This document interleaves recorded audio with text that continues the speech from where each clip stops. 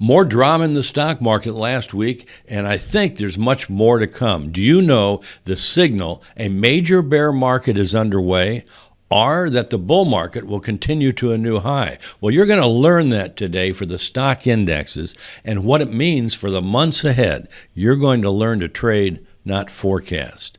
Hi, I'm Robert Miner with Dynamic Traders Group, and this is our weekly trading video where I teach you a specific trade strategy and a current market position. It's a brief version of the much more extensive videos we provide our DTT Report subscribers every Wednesday and Saturday, plus, of course, interim updates between those Wednesday and Saturday videos. And because there are so many wild opinions and observations for the stock indexes floating around, we're going to take a rational look at the indexes and what are some triggers in the days and weeks ahead that should confirm a bear trend or a continuation of the bull trend to a new high. Be sure to stick around to the end of the video where I'll tell you how to receive more free updates for the weeks ahead. Okay, let's get started and take a close look at the S&P cash index to begin with.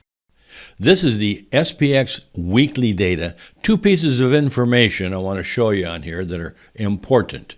Number one, I've marked off the lows. These are either price cycle lows or momentum cycle lows since the March 2020 low.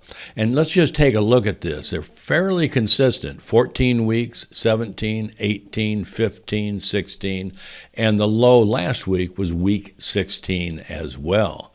So this is fairly significant in that between weeks 14 and 18, I realize that's a fairly wide spread, but since last week was week 16, within 2 weeks of the extreme to make a weekly low, we want to realize that last week the S&P was in a position time-wise to make a weekly low, and if by chance the S&P continues to decline in the next week or so, that by the 18th week, which is 2 weeks, that's the extreme in time probable to complete a weekly low. More than likely it's complete.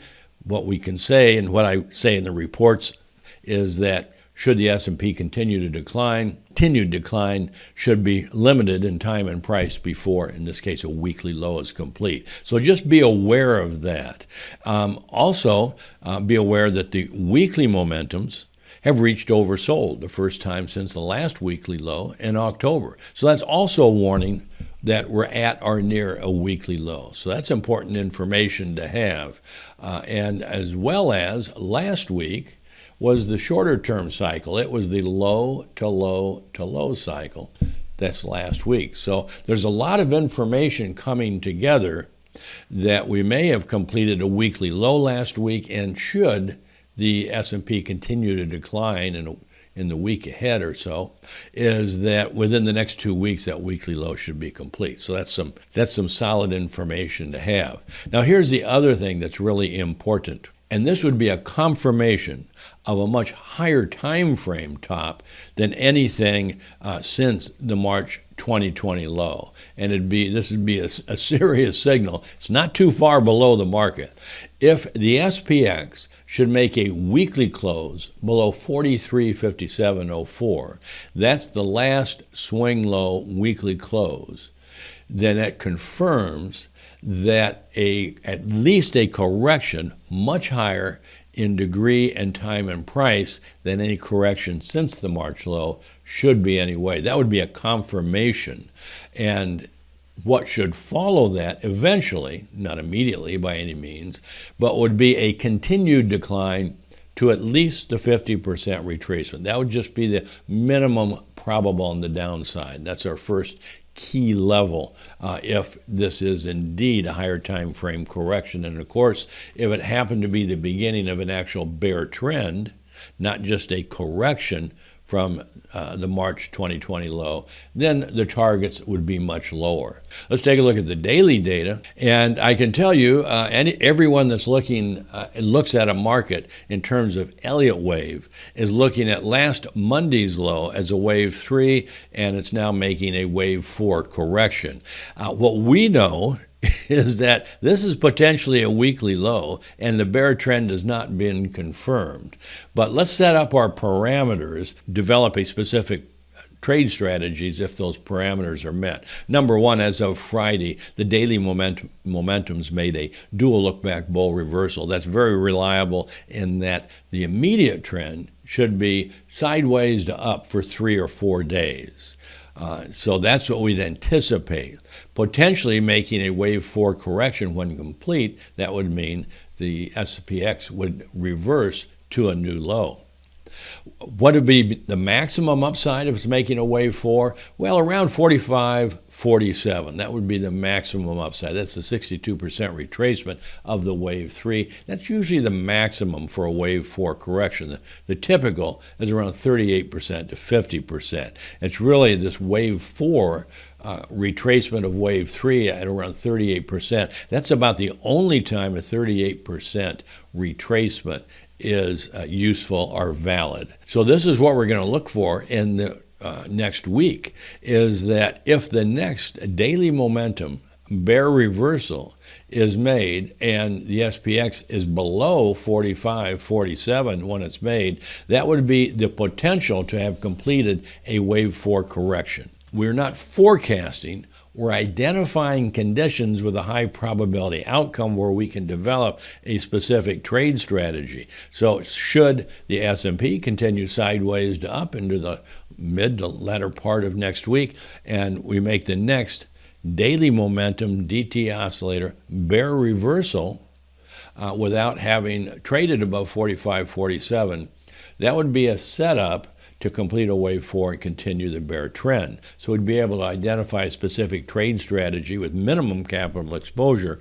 in this case on the short side. That's what we'll be looking for. If at any time the S&P should continue to advance and close above 4670.29, that would void the bearish outlook. So the weight of the evidence is that a much higher time frame top than any since the March 2020 low has been made. That's the weight of the evidence. This would completely void that, a close above 4670. So we want to look at those numbers and the momentum position in the latter part of next week. Let's take a look at the Nasdaq, because it's pretty interesting. Before we continue on with details about the Nasdaq and the trade strategy and the position of the market in the days ahead, I just want to remind you, if you like what you learn here, check out our DT report at dynamictraders.com. Particularly, you might be interested in this coming week for Bitcoin as well as the gold, silver, and the GDX. There's some interesting things happening in those markets. And in the current report that we just did for our subscribers, we laid out a specific strategy for Bitcoin in this coming week. So check it out if you find this interesting. And a good part of our reports are aimed at educating you to make your own trading decisions. You can also sign up for Traders News at dynamictraders.com. Click the Traders News tab, and you'll get some other updates other than what we do for YouTube. So let's get back and check out the Nasdaq. So this is the Nasdaq daily data, and just take a look over the past year. This is the March 2021 low, an advance 18 trading day decline for a correction.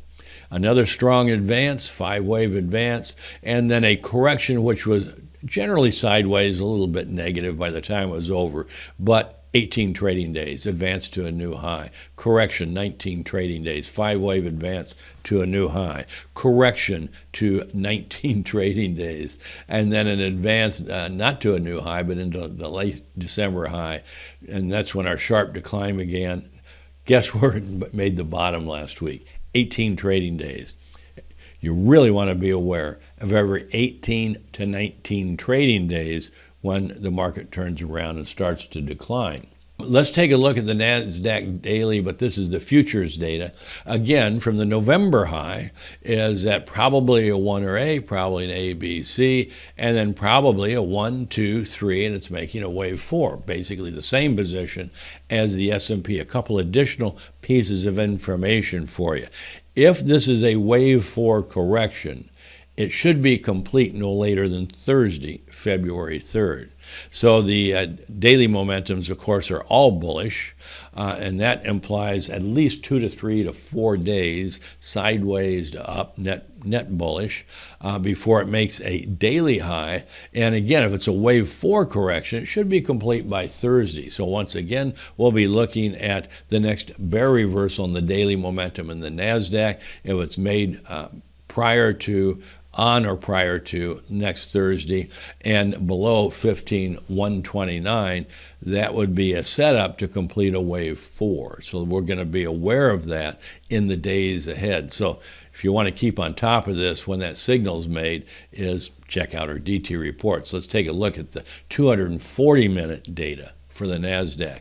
Again, probable 1, 2, 3. Look at this activity here since Monday's low. Is that impulsive or is it corrective? Well, if you use Elliott wave at all, you got to look at this as a probable correction. And in this case, it would probably be a wave 4 correction. So that's just the pattern indicating that, more than likely, once this correction is complete, which if it is making a correction, should be by Thursday, is that then a new low is probable. Also keep in mind, though, if the indexes do make a new low, that 2 weeks from now is the extreme time target to complete a weekly low. That's it for today. Check out the information below for links to sign up for DT News and Resources, where you can get additional free updates during the week now and then.